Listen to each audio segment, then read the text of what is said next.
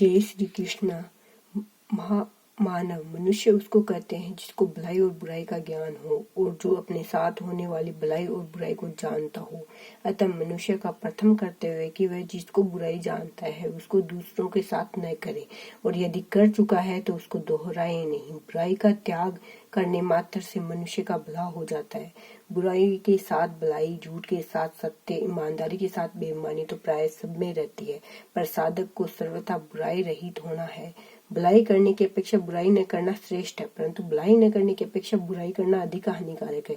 दूसरे की हानि करने से अधिक हानि हमारी ही होगी।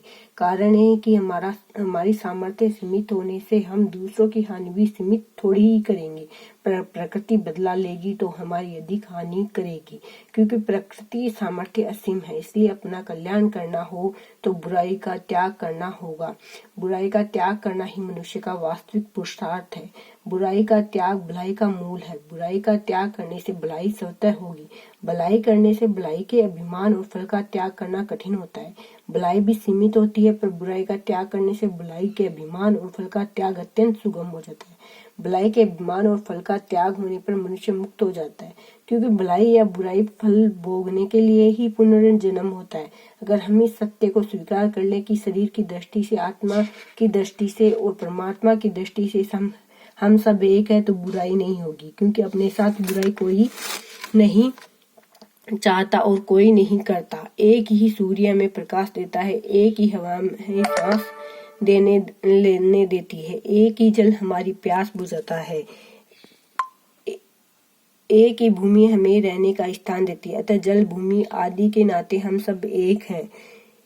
पृथ्वी एक है, जल एक है, वायु एक है, तेज एक है, आकाश एक है, अहम एक है, अहम का आधार भी एक है, धातु चीज एक ही है। किसी को अपना और किसी को पराया मान लेने से भेद और संघर्ष उत्पन्न होता है।